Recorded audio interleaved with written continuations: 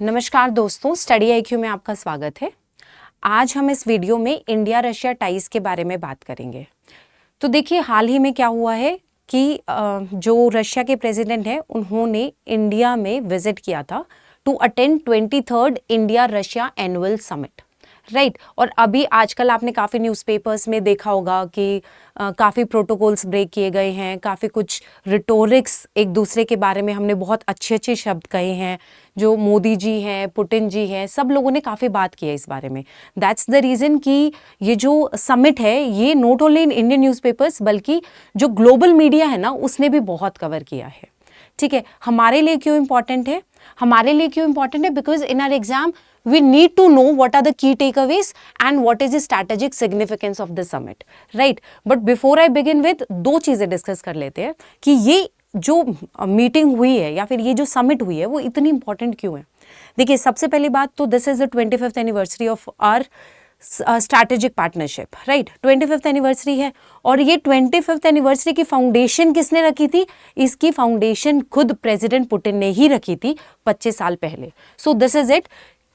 President Putin laid the foundation of this strategic relationship 25 years ago. और इस partnership का नाम क्या है? इस पार्टनरशिप का नाम है special and privileged strategic partnership, right. तो पहला रीजन तो ये हो गया। अब दूसरा रीजन क्या है? दूसरा रीजन है जियोपॉलिटिकल सिचुएशन। जो प्रेजेंट डे जियोपॉलिटिकल सिचुएशन है उसे समझिए आप। देखो, अभी क्या है, 2022 से रशिया और यूक्रेन के बीच में वॉर चल रहा है। तो officially Russia is in state of war, ठीक है। तो ये बहुत बड़ी बात है कि कोई एक स्टेट जो ऑफिशियली वॉर की स्टेट में है उसके बाद वो किसी दूसरे स्टेट में विजिट करने आया हो just to attend a summit. तो इसका मतलब this summit is not just a simple summit but it is a lesson जो कि हमारे जो टॉप लीडरशिप है वो देना चाहते हैं टू द वर्ल्ड कि देखो, हमारी ये जो रिलेशनशिप है, हमारी जो ये फ्रेंडशिप है, दिस इज लॉन्ग लास्टिंग। और ये फ्रेंडशिप जो है वो किसी सैंक्शंस पे या फिर किसी की प्रेशर में आके नहीं डीरेल हो सकती है ना। तो सेकेंड रीजन जियोपॉलिटिकल सिचुएशन से डिराइव होता है और पहला रीजन ये है कि इस समिट को या फिर इस पार्टनरशिप को, इस रिलेशनशिप को 25 साल हो गए हैं, ठीक है। तो हम अब इस समिट के जो की टेकअवेज हैं उनके बारे में बात करते हैं, right. So before I begin with, हम ये देखेंगे कि ये विजिट मैटर क्यों करती है। देखिए, पहले तो मैटर करती है क्योंकि हम इससे अपनी जो स्ट्रैटेजिक ऑटोनॉमी की पॉलिसी है ना उससे हाईलाइट करना चाहते हैं टू द वर्ल्ड। देखो, अभी हो क्या रहा है कि इस क्राइसिस की वजह से, यूक्रेन क्राइसिस की वजह से जो यूरोप है और यूएस है उन्होंने काफ़ी सारे इकोनॉमिक सैंक्शंस लगा रखे हैं, ठीक है, कि आप रशिया से कुछ बाय नहीं कर सकते। बट डिस्पाइट सैंक्शंस हम लोग उनसे डिफेंस के इंपोर्ट्स भी कर रहे हैं और ऑयल के इंपोर्ट्स भी कर रहे हैं। इनफैक्ट हमने जो ऑयल के इंपोर्ट्स हैं उन्हें प्री क्राइसिस का जो टाइम है उससे काफ़ी ज़्यादा बढ़ा दिए हैं। रीज़न बीइंग क्योंकि हमें डिस्काउंटेड प्राइस में मिल रहे थे, हमें सस्ता मिल रहा था। अगर हमें सस्ता मिलेगा और हमारा मतलब ग्लोबल उसमें कहीं पर भी फायदा होगा तो हम करेंगे ना। जैसे जो हमारे एस जयशंकर जी है ना, उन्होंने फॉरेन पॉलिसी को डिफाइन करते हुए ये कहा था कि अगर कोई भी पॉलिसी जिससे हमारे आम नागरिक को फायदा होगा ना तो that will be our national policy, right. तो उन्होंने फॉरेन पॉलिसी को बहुत सिंपल टर्म्स में एक्सप्लेन किया था कि वो हमें डिस्काउंटेड दे रहे हैं, हमें सस्ता ऑयल मिल रहा है तो हम लेंगे चाहे कोई भी कुछ भी क्यों ना हो। In fact Europe is very hypocrite, the reason में वो खुद वहां से गैस ले रहे हैं, ठीक है, उस गैस से उन्हें प्रॉब्लम नहीं हो रही है, बट जो हम ऑयल रशिया से ले रहे हैं उससे प्रॉब्लम हो रही है, ठीक है। खैर, despite that this meeting is important because this is projecting India's policy of strategic autonomy to the global world, right. Next क्या है कि देखो, रशियाज ग्रोइंग एशिया फोकस। अब देखो, रशिया के लिए क्यों इंपॉर्टेंट है ये मीटिंग? रशिया के लिए इसलिए इंपॉर्टेंट है क्योंकि रशिया पे सैंक्शंस लगे हैं जिसकी वजह से वो ट्रेड कर नहीं सकता। डॉलर जो है उसको मतलब उसके फ्रीज कर दिए हैं यूएस और यूरोप ने, ठीक है। इन सब सिचुएशंस को देखते हुए ना रशिया को मार्केट्स चाहिए, ठीक है, कहाँ पर वो अपनी चीजें बेचेगा। तो रशिया के पास चाइना है, नो डाउट, बट वो चाइना पे टोटली डिपेंड नहीं कर सकता। It needs to counterweights its influence, I must say कि जो अपना क्या कहना चाहिए कि जो उसकी डिपेंडेंस ऑन चाइना, उसको काउंटरवेट करने के लिए कोई और कंट्री चाहिए, और India is the best bet. तो अगर उसे चाइना को बैलेंस करना है एशिया में, और एशिया में अपनी प्रेजेंस और अपने इन्फ्लुएंस को बढ़ाना है, तो in that case Russia needs India. ठीक है, इसलिए ये समिट जितनी हमारे लिए इंपॉर्टेंट है उतनी रशिया के लिए भी इंपॉर्टेंट है, right. So these are the two reasons कि इस विजिट की इंपॉर्टेंस है, राइट। और इसके साथ साथ जो ये समिट हुई है ना, इसमें काफी सारे एग्रीमेंट्स हुए हैं, जिसकी वजह से it has direct impact on defence, energy, trade and global power balance. So this is the reason कि ये विजिट काफी इंपॉर्टेंट है। अब बात कर लेते हैं कि इस मीटिंग के जो मेजर आउटकम्स हैं वो क्या क्या हैं। देखिए, सबसे पहले तो हम लोगों ने एक प्रोग्राम 2030 साइन किया है। This is the name of the agreement, जिसमें हम लोगों ने ये कहा है कि 2030 तक हम अपने इकोनॉमिक कॉपरेशन को बढ़ा देंगे। यानी हमारा जो इकोनॉमिक ट्रेड का टारगेट है ना, वो है $100 बिलियन एनुअली बाय 2030। यानी 2030 तक हम अपना जो एनुअल ट्रेड है वो $100 बिलियन तक कर लेंगे। ठीक है, ये हमारा टारगेट है। उसके बाद हम लोगों ने लेबर की मोबिलिटी के लिए, कि जो हमारे यहाँ पे देखो रशिया में जो है वो लेबर की शॉर्टेज है, हमारे पास काफ़ी अच्छा स्किल्ड लेबर है, तो skilled labour from India to Russia, इस चीज़ को स्मूदन करने के लिए हमने एक अग्रीमेंट साइन किया है जिसका नाम है mobility and migration partnership agreement, right. फिर उसके बाद हमने एक डिफेंस लॉजिस्टिक अग्रीमेंट साइन किया है, that is Russia exchange of logistic support. यानी एक्सचेंज ऑफ लॉजिस्टिक सपोर्ट का जैसे नाम से ही पता चल रहा है कि हम एक दूसरे के बेसिस यूज कर सकते हैं, एक दूसरे के पोर्ट्स यूज कर सकते हैं, यानी मिलिट्रली हम एंगेज हो सकते हैं। ठीक है, हम एक दूसरे के बेसिस वगैरह यूज कर सकते हैं। नेक्स्ट इज अभी हम रशिया में एक यूरिया प्लांट भी सेटअप कर रहे हैं, right. Next is defence industrial cooperation agreement, जिसे डीका कहा जा रहा है। इसमें क्या होगा कि देखिए, अभी तक हमारा बायर सेलर रिलेशनशिप था कि हम लोग वहां से खरीद लेते थे। अब हम लोग सेल्फ रिलायंस की तरफ आगे बढ़ रहे हैं कि from buyer seller relationship now we will have co development and co production. हम मिलकर प्रोड्यूस करेंगे, मिलकर डेवलप करेंगे। So this is a new development. देखो पता है यूरोप के साथ और यूएस के साथ क्या प्रॉब्लम है, वो लोग टेक्नोलॉजी ट्रांसफर नहीं करते, वो हमें सीधा बेच देते हैं। वहां पे प्योर बायर सेलर रिलेशनशिप है डिफेंस इक्विपमेंट्स को लेके। बट रशिया, इजराइल, ये लोग ऐसे हैं जो हमें टेक्नोलॉजी ट्रांसफर कर देते हैं। तो दैट्स द रीजन कि हमने रशिया के साथ ये अग्रीमेंट साइन किया है ताकि हम मिलकर चीजों को डेवलप करें। जैसे हमने ब्रह्मोस को दोनों ने मिलकर प्रोड्यूस किया था, मिलकर डेवलप किया था, इन द सेम वे आगे जो भी हम डिफेंस की डील करेंगे उसमें हम को प्रोड्यूस करेंगे, right. Next is nuclear energy corporation. देखो यहां पे जो न्यूक्लियर एनर्जी कॉर्पोरेशन है ना, ये सिविल न्यूक्लियर एनर्जी है, सिविल यूज, जो सिविल यूज होगा ना हम वहां पर करेंगे।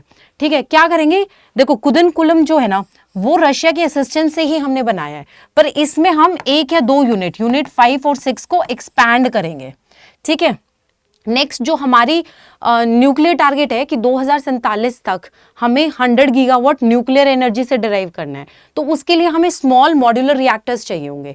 तो अब जो स्मॉल मॉड्यूलर रिएक्टर्स है ना, उसमें we will increase our cooperation with Russian companies, right. तो ये जो है वो की टेक अवेज है या मेजर आउटकम्स हैं इस समिट के, राइट।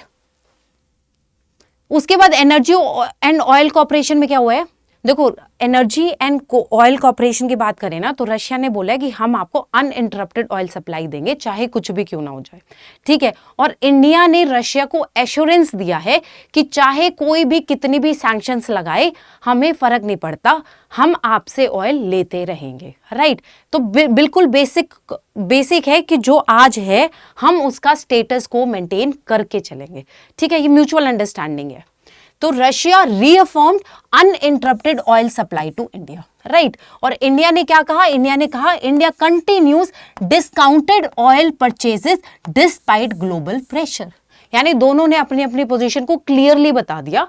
रशिया ने कहा कि मैं आपको अनइंटरप्टेड सप्लाई दूंगा, और इंडिया ने कहा कि कोई दिक्कत नहीं है, ग्लोबली हम पर कितना भी प्रेशर लगे हमें कोई फर्क नहीं पड़ता, हम आपसे ऑयल डिस्काउंटेड प्राइस पे लेते रहेंगे।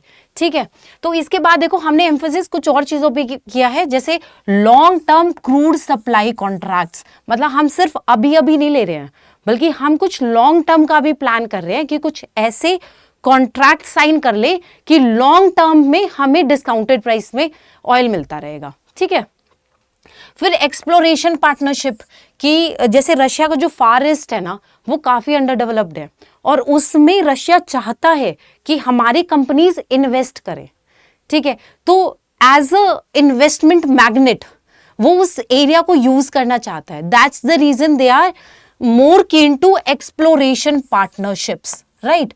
Next is LNG and nuclear energy expansion, कि रशिया जो है हमारे साथ न्यूक्लियर एनर्जी को भी एक्सपैंड करना चाहता है, राइट।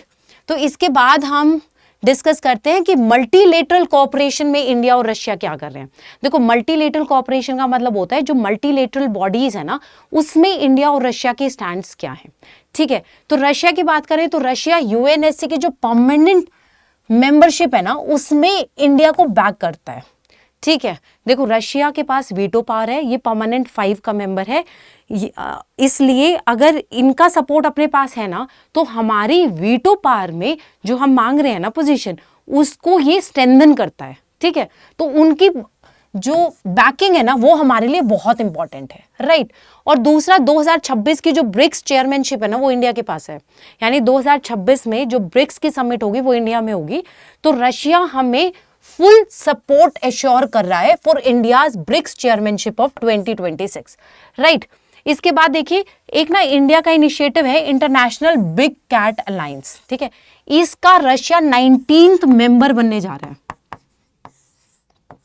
कि रशिया ने इसे फॉर्मली ज्वाइन कर लिया है and now it will be the 19th member of international big cat alliance. ये इंडिया का ही इनिशिएटिव है, राइट।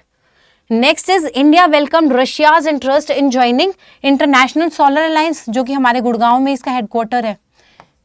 और इसके साथ साथ जो CDRI है, collision of disaster resilient infrastructure, basically ये जो तीनों इनिशिएटिव्स है ना, चाहे IBCA हो, चाहे ISA हो या CDRI हो, ये सारे के सारे इंडिया लेड मल्टीलेटरल बॉडीज हैं।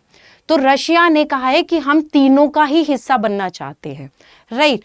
और इंडिया जो है रशिया को तीनों ही जगह पे वेलकम करता है।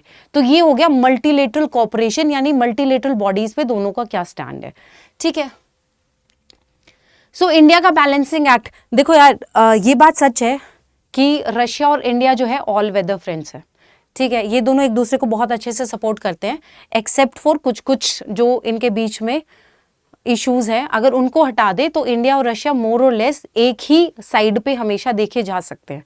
ठीक है, और अभी जो जियोपॉलिटिकल सिचुएशन है उसमें हम यूरोप या USA को ज़्यादा एंटेगोनाइज भी नहीं कर सकते, उन्हें ज़्यादा परेशान भी नहीं कर सकते, तो हम कहीं ना बैलेंस करने की भी कोशिश कर रहे हैं। We are trying to balance, एक तरफ US यूरोप एंड दूसरी तरफ रशिया। तो इस बैलेंसिंग एक्ट को चलते हुए हमने क्या किया, हमने कुछ ऐसे एरियाज थे जहां पर हमने कुछ नहीं किया। ठीक है, मतलब हम उन एरियाज में काफी साइलेंट रहे हैं जब भी किसी अग्रीमेंट की बात आई है या कुछ भी आई है। ठीक है, तो वो कौन कौन से एरियाज हैं, तो वो एरियाज हैं जैसे डिफेंस हार्डवेयर हो गया, हमने कुछ भी डिफेंस हार्डवेयर के इंपोर्ट एक्सपोर्ट कुछ भी उससे रिलेटेड कोई अग्रीमेंट साइन नहीं किया। Then comes nuclear power projects, तो हमने सिर्फ सिविल वाले जो प्रोजेक्ट्स है ना उन पे बात की, बट वैसे अगर बात करो न्यूक्लियर पावर प्रोजेक्ट्स पे तो उस पर कोई अग्रीमेंट हमने साइन नहीं किया। एंड देन स्पेस कोऑपरेशन में भी we restrained signing any agreement. ठीक है, तो this is the balancing act of India where the two sides did not announce any agreements in strategic areas that the West would be sensitive to, right. तो ये हमारा balancing act था, या ये कहो कि कहीं ना कहीं हमने अपना जो जेस्चर है उसे सॉफ्ट रखा था, right. Now what are the challenges ahead.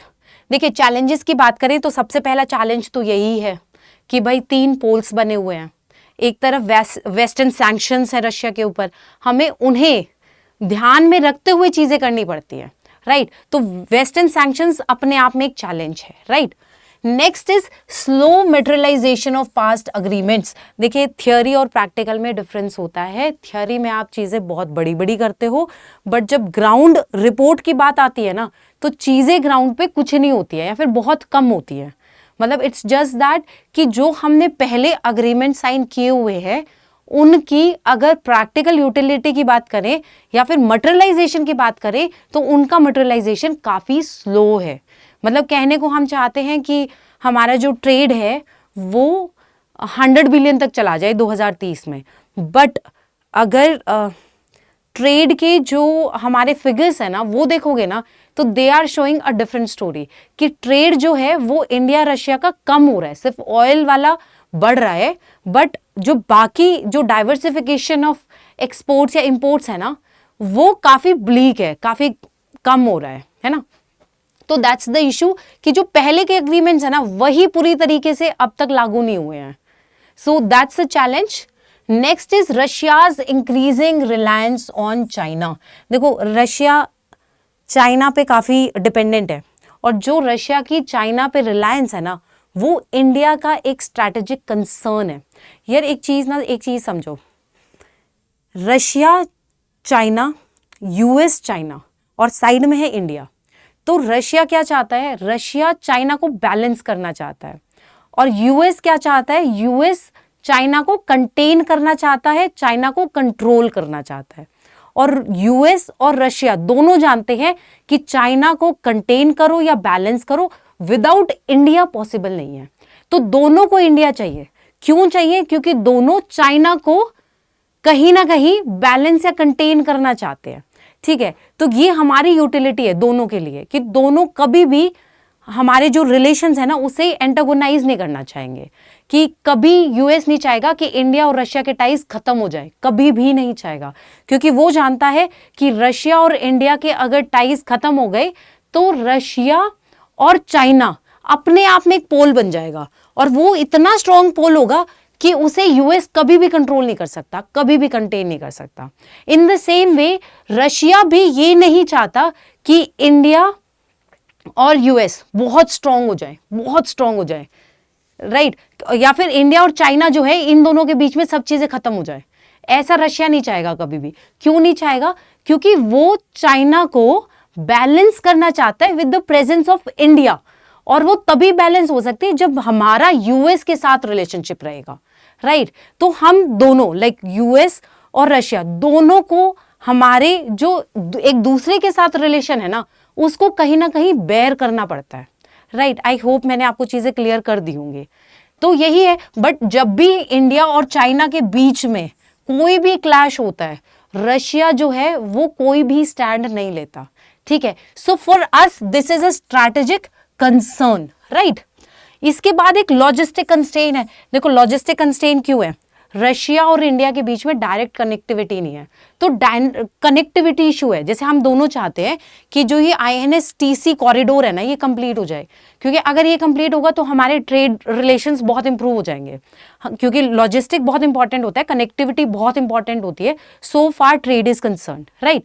But issue ये है कि INSTC में लॉजिस्टिक इश्यूज है कि ये ईरान से होके निकलता है। अब ईरान पे भी सैंक्शंस है, रशिया पे भी सैंक्शंस है, जहां पे भी इकोनॉमिक सैंक्शंस होंगे वहां पे कोई भी प्रोजेक्ट शुरू करना है, कोई भी प्रोजेक्ट को कंप्लीट करना बहुत डिफिकल्ट होता है। देखो होता क्या है कि जब भी कोई इंफ्रास्ट्रक्चर प्रोजेक्ट होता है ना तो उसमें प्राइवेट कंपनीज आती हैं, और वहां पे इंश्योरेंस कवरेज भी चाहिए होता है, तभी तो कोई बाहर से आके काम करेगा ना। बट सैंक्शंस के होते हुए कोई इंश्योरेंस कवरेज नहीं होगा, इंश्योरेंस कवरेज नहीं होगा तो इंफ्रास्ट्रक्चर प्रोजेक्ट्स हो नहीं पाएंगे, प्राइवेट कंपनी आएंगी नहीं, इन्वेस्टमेंट होगा नहीं। तो इसका मतलब ये सब जो कॉरिडोर्स वगैरह हैं ये सिर्फ ऑन पेपर है, they are far from reality, right. So this is the problem with us कि हमारे साथ कनेक्टिविटी इशू भी है। Then the recruitment of Indian nationals into Russian army. देखो जो ये है ना कि जो इंडियन नेशनल्स को ये रशियन आर्मी में इंडक्ट कर रहे हैं, इससे भी हम इंडियंस काफ़ी परेशान हैं कि भाई आप धक्के, वहाँ पे लोग पढ़ने गए हुए हैं, डॉक्टरी कर रहे हैं, जो भी कर रहे हैं, आप इंडियन स्टूडेंट्स को फोर्सिबली आर्मी ज्वाइन करवा रहे हो। So this is a point जहाँ पे हम लोगों के टेंशन्स हैं, राइट। बट ये वाली टेंशन्स जो है ना, इसको हम डिप्लोमेटिकली टैकल कर सकते हैं, ये बहुत बड़ा इशू नहीं है, डिप्लोमेसी के थ्रू हम इन्हें डील कर सकते हैं, right. But anyways these are the challenges between our relationships. Next is the conclusion. देखो जब भी आप कंक्लूड करते हो ना, तो दोनों तरीके से करना होता है। जैसे रशियाज विजिट सिग्नल्स अ रिन्यूड प्रैग्मेटिक पार्टनरशिप, कि रशिया की जो विजिट है वो सिग्नल तो कर रही है पार्टनरशिप, ठीक है, but at the same time we aim to preserve strategic autonomy while expanding mutually beneficial cooperation in rapidly changing world। तो हमेशा जब भी आप कभी कंक्लूड करो ना, तो काफी ब्रॉड फ्रेमवर्क्स पे करना है, right. So this will be a sound conclusion that Putin's visit signals a renewed pragmatic partnership focused on economic diversification, energy security, defense resilience and multipolar global governance, right? और India aims to preserve strategic autonomy while expanding mutually beneficial cooperation in rapidly changing world। So इसके साथ हमारी जो discussion है वो खत्म होती है। And now there is a question for practice. आपको ये क्वेश्चन लिखना है, प्रैक्टिस करनी है, ये एक मेंस का क्वेश्चन है, राइट। और इसके सारे जो भी पैरामीटर्स हैं वो हम ऑलरेडी डिस्कस कर चुके हैं। सो आपके लिए एक बार रीड कर देती हूँ। Despite growing global polarisation, India continues to describe Russia as a special and privileged strategic partner. In this context, critically examine, ये question tag है, critically examine the major pillars of India-Russia ties and the emerging challenges in sustaining this partnership, right? तो ये question आपको practice करना है, right? So I end this video. Thank you. Namaste.